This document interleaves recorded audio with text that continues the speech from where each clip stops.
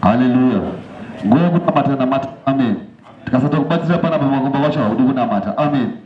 Unongomuka Chinese wake hapo unge dombo remureke. Kuti Mwari ndinokutenda iwe mandimutsa mandichengeta. Amen. Hallelujah. Right, muri yeZimbabwe kwaziwai nhasi tiri kuno kubhindura kwatashanyira munhu waMwari vane ministry inozikanwa zvikuru sakunzi chechi yezvidhakwa. Munhu waMwari makadii? Makadiwo. Aiwa, tinofara. Mungatangere ndoziva hangu kuti munozikanwa stereke munobhindura, but nekuda kwekuti panapa masvika kari kekutanga pachibanda media, mungazvizivisewo here zita renyu rizere kuvatariri? Makadi muri yeZimbabwe, linjani maZimbabwe mahle. How are you good people of Zimbabwe? My name is Richard Twabi, known as Richard Twabi, founder of the church Zivamwari congregation. Dinuramba ndichinamata, dinuramba ndichinama, ini dinuramba ndichinama, dinuramba ndichinama, ini dinuramba ndichinamata, dinuramba ndichinama, ona dinuramba ndichinamata, dinuramba ndichinama. Chechi takaitanga musi wa 1 May 2022 and this year 2023 takaita ma celebrations over the 1 year takakwanisa kuva mu society. Isu society akatigamuchirawo futi nezvakanaka zvatiri kutoitawo. Chirongwa chidonzo rechechi inonzi Zivamwari nderekuti isusu tiri pakuvaka hunhu, ubuntu, so they say in Ndebele, kuti tisararama semhuka. Pese munhu Ora ndimbokubatei muromo zvidiki ipapa. Mati ministry inonzi Zivamwari. Yes. Zivamwari. Ko zita rekunzi chechi yezvidhakwa iri ndere madunhu iriro here kana zvakafamba sei? Chechi yezvidhakwa izita rakavamo musociety now that isusu takaunganidza vanhu vanonwa doro. So people ended up saying the church yezvidhakwa, but at the end of the day isusu hatisi church yezvidhakwa. Tiri church. We are a church. Okay, yes. But according to your doctrine, yes. Munhu anobvumidzwa here kunwa doro? Yes, atisi pakudzivisa vanhu kunwa doro. Vanhu vanomwa doro, unoputa mbanje dzako, unoita zvauri kuita, but ivawo nenguva yokuziva kuti kuna musiki. There is a creator akakuvaka nemufananidzo wake, so iwewe should have time to respect him, kneel down, womunamatawo, wotendawo chipo cheupenyu akakupa.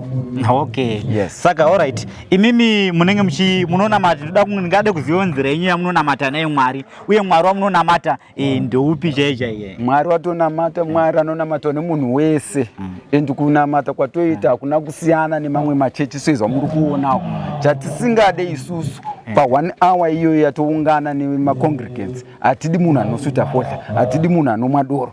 There is that they should be holy. It's a holy place, even though pari pabane hapo it's an open space, but to us it's a holy place. Okay. Yes. Okay. So you drink after shoko ra Mwari ndio rinokuvaka. Aiwa, ndinoimba kuti vatariri manaso pajekesa vatariri vakuziva kuti no ministry airambidzwe zvayo kunwa doro, asi kana uri panguva yechechi ndonguva yasaita sei yausingabvunzwe kuita sei kunwa doro handiti ndizvo. So far maane mabranches mangani? My branches atinawo so far tingati this is the main branch yemuno Mbindura headquarters. Yeah. But the fact that patakavamba chechi takavamba munguva yeCovid period, so kufamba kwedu kwakava restricted because we also had to meet my regulations ehurumende kuti no hatifambi tichispread, hatifani kuita magatherings. But now that that phase is slowly going away, atinamboti yapera COVID iriko, but ezofunawo zvaanani, saka takuzokwanisawo kuita sei kufambawo takuvhura mabranches all over the country. Okay. Yes. Inini Pedzisai Magwaza, church secretary Zivamwari congregation church. Tisivadisa church nekufamba kwechurch kwese. All right. Secretary, maane nguva yakareba sei pa ministry? Ndofunga formation of the church yakatanga musi wa 1 May 2022. So parizvino tane gore plus ndofunga 3 months May June July tane gore ne 2 months but chechi yakwanisa gore now. Okay, aiwa tiri kupanzwa ipapa. Then tine imwe information yatida kuti tinatso tinzwisisei. Tinongonzwa ministry yenyu imimi matipasita reministry but vanhu vanoitawo chechi yezvidhakwa sei makazonzi chechi yezvidhakwa? Chechi yezvidhakwa vanhu vanotaura kuti chechi yezvidhakwa but it's not all about kuti chechi yezvidhakwa. Chechi mune vanhu vakasiyana siyana. Okay. Isina kuti chechi yezvidhakwa ichechi inoaccepta zvauri. It's not all about kudhakwa chete nokuti patori vamwe vari muchechi vasingadhakwi. Alright. Vasingatomwe doro racho. Okay. But nyaya kuti ichechi inoaccepta munhu wese. Okay. Whether uri from which background kana from which race kana from which whatever zvaunoita. Isusu tikutoda kuti vanhu ivavo turning point dzinosiyana vachachinja nguva yaMwari ichakwana. Okay.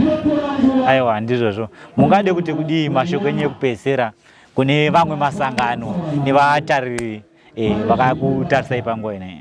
Mashoko andingataura isu ndezvekuti ngatisashore mamwe masangano. Chechi iyi yeziva Mwari yakangofanana nemamwe machechi atinoziva. It's only kuti ichechi isiri strict kuti imimi takuonai muri kubhawa, imimi tazokuonai muri kwakati, imimi takuonai muri chita zvakati, but kuti izvozvo zviri kuita vanhu izvozvo ngatidzokei tizive Mwari. Kana tichizvisiya munhu achazvisiya but awana kuchechi kwaari comfortable kwaanogamuchirwa nezvaari izvozvo. Kwete kuti tinozosarudza kuti hey imimi ndimi munozoita zvakati, imimi ndimi munoita zvakati. Asi titori nevamwe vasingamwi doro futi varimo muchechi, titori nevamwe vasingaite zvakadaro but tese tirive different opinions and different backgrounds. Okay, nyaya yenyu iri pakuti ita hako zvaunoita ita henyu zvamunoita asi kumagumo kwacho ziva Mwari. Ngatizivei Mwari. Alright. Ndizvo tikuti isusu but zvaunoita izvozvo uchazvichinja kana waziva Mwari. Ndio zvatikutaura kuti uchachinja izvozvo kana waziva Mwari. Saka zvekuti chechi yezvidhakwa isusu tiri kuda kubuda imomo haikusi kuti anzi zvidhakwa ende isusu tikuti kudhakwa hachisi chivi chete chiri pano pasi kuti anzi munhu anongoita chivi chekudhakwa. No, tine zvinhu zvakawanda zvimwe zvikuitwa mumachechi umu macho musingamwe zvidhakwa but mune zvimwe zvinhu zvihombe zvembavha dziri kuba mari dzemachechi dzekupomba uri kuitika machechi. Zvese izvozvo tikuti at the end of the day ngatizivei Mwari. Seministry ndezvipi zvimwe zvamunoitirawo vanhu mucommunity?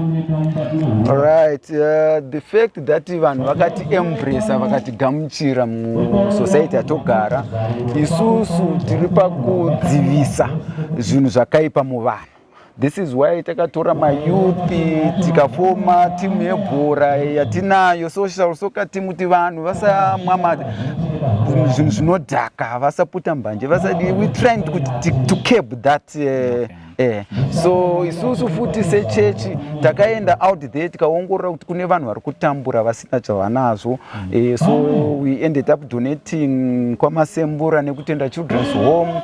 Tikazivawo futi kuti kune vanhu vari mumajeri umu vakasungwa vasina mhosva, vasina zvokupfeka, vasina zvikwanisiro, chikafu chakakwana. Takaendawo kubhindura prisons tikanodonatawo.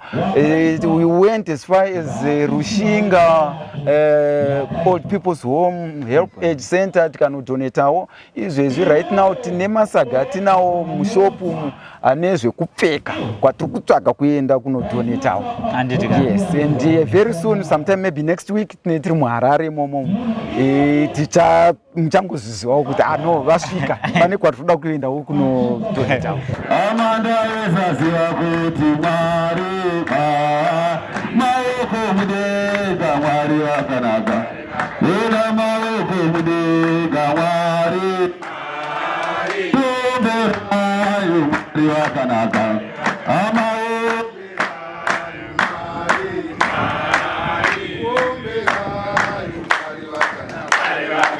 Tumberayo Mwari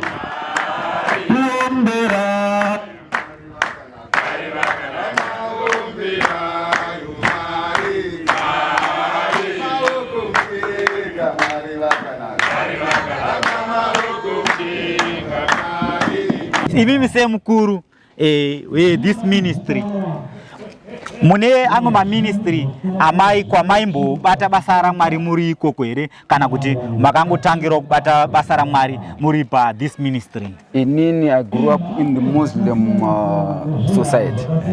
I'm a Muslim, but the fact that ndaenda ikoko pasina chandohwisisa kuti takanangepi, even though tichiti Mwari mumwe chete, saka chero nemunhu anomwa doro anofanira kungovaone donzo rokuti Mwari ariko. So we coming together. This is why isusu we end up atina wedu weziva Mwari anotiparidzira.